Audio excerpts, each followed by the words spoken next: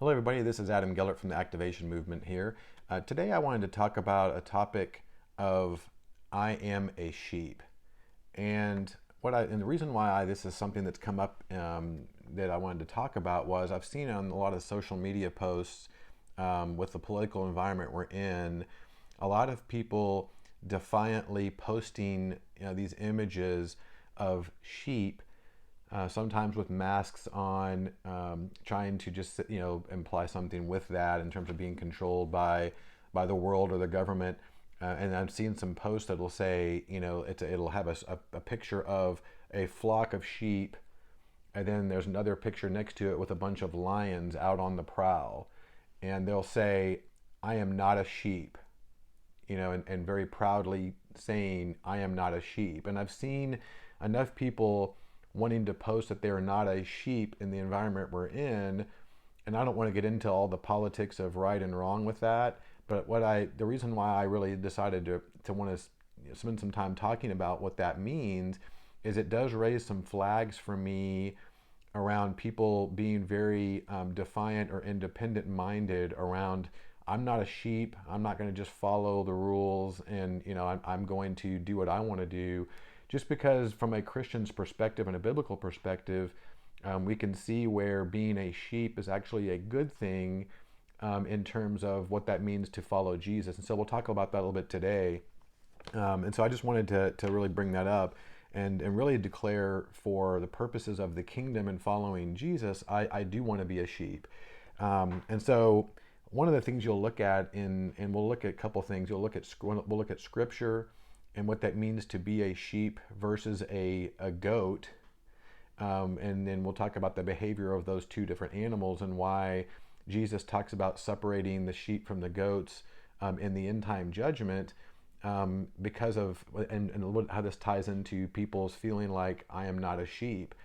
The other thing I will just add to that is that I think, even though, and I'm from Texas, I was born in Texas in the United States, and I think that I'm very proud to be a Texan, but I think while it's great that we have a very independent minded country that was founded on revolution and kind of breaking from kind of this kingdom, or kind of this British Empire that was ruling us at the time.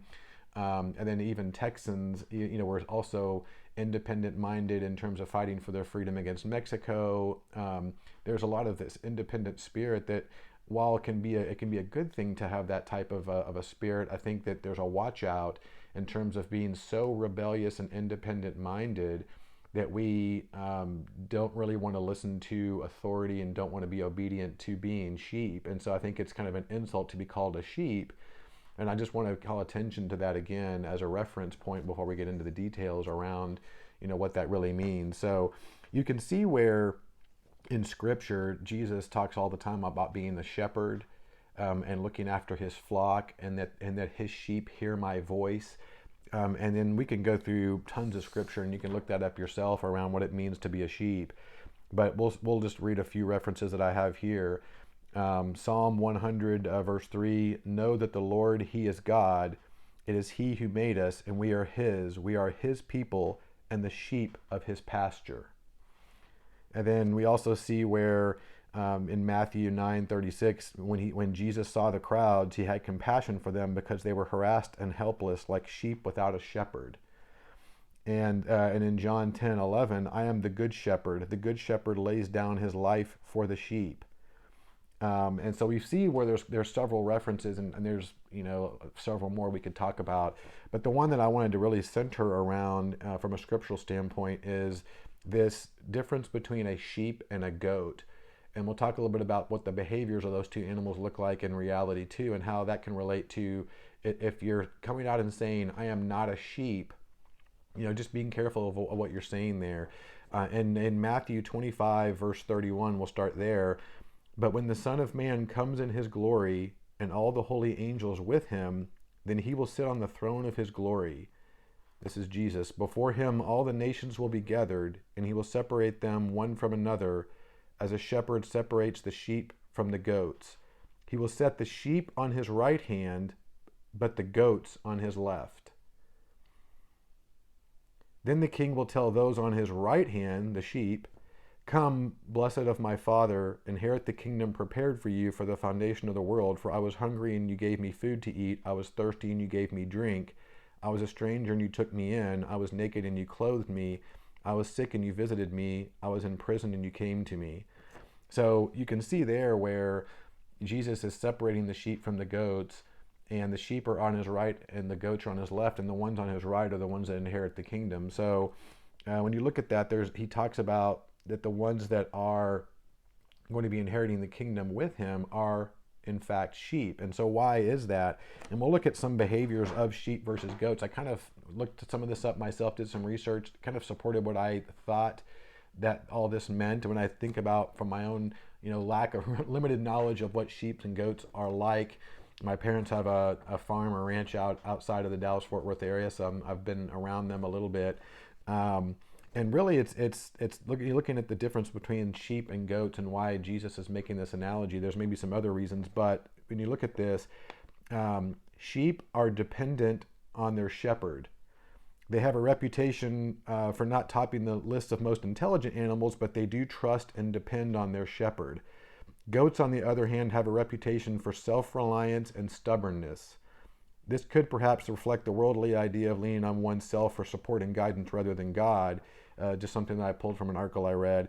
Also, goats have destructive tendencies. There's a saying that shepherds protect sheep from their environment, whereas goat herders protect the environment from their goats. And also, sheep have a stronger flocking instinct and become very agitated if they are separated from the rest of the flock. And it's easier to keep sheep inside of a fence than goats. Sheep are easier to handle than goats. And that's just, really when you think about that, being a goat versus a sheep kind of does speak a lot to the environment we're in today of, if you think about goats being very stubborn, being very self-reliant, and being independent, there are some good things about that as well. We want to be independent, free-thinking people, and God gives us free will. But in that stubbornness and independent-mindedness, if it's going to lead to a rebellion around the truth and around righteousness and around all those positive things, I think you got to just reflect on that. And when you see people out there saying, "I am not a sheep," I am just not, looking at what the behaviors of a sheep are, I can see where they're coming from. And I think it's, there certainly needs to be some caution on what you believe and where and who you're listening to. But that's, again, if you're listening to the truth of the Bible and listening to the truth of Jesus, he calls us to be sheep, because at that point there's a full trusting in Jesus leading you in the direction of, what that means to be a shepherd. And so, I don't want to get, connect this too much into the current political scene or the state of the United States or other parts of the world, as much as I want to make sure that you understand that if you have a mindset and a behavior and you are predisposed to being very independent-minded, I want to be a free thinker, I want to do what I want to do, we do need to make sure that, in Scripture, Jesus talks about that you need to die to yourself to follow him, and that you need to kind of leave all the things that are important to you to really put all of that on Jesus as the shepherd of his flock and as your shepherd. The other thing you see in there is that sheep don't like to be separated from the flock. And so when you look at Jesus talking about a church body, there is he's expecting us to be united and together as a church body. And so, one of the qualities of a sheep is being agitated if they do leave the flock. So if you're doing some things that are separating you from your church and from your church leadership and from what Jesus, as in the Bible, is saying, then that should be agitating you and convicting you that there's something that's not right there. And if not, then it may be that you're falling in that side of being a goat. So it was just something I wanted to just talk about today in my weekly review and video of this comment that I see out there of, "I am not a sheep," and just making sure that that you're not thinking that to the point where you're so independent-minded and so set in your stubbornness of what I believe is the right thing and nobody else is right, that we start to lose sight of the fact that Jesus expects us to be sheep and following him and being obedient to his voice and trusting him in our daily lives. So I hope that this speaks to somebody out there that maybe have seen this as well, and maybe just reflecting differently on what you're seeing out there with being a sheep versus a goat. And have a good rest of the week. Tomorrow will be interesting as we follow some of the election stuff going on. And I'm recording this on a Tuesday, January 5th. I think tomorrow is when I'll be releasing the video. It'll be an interesting day in our country and in the world. But we'll all be praying for God's will to be done and the right outcome, and with all the other things that are going on in the world today. So thanks, and stay tuned for more videos. Appreciate it.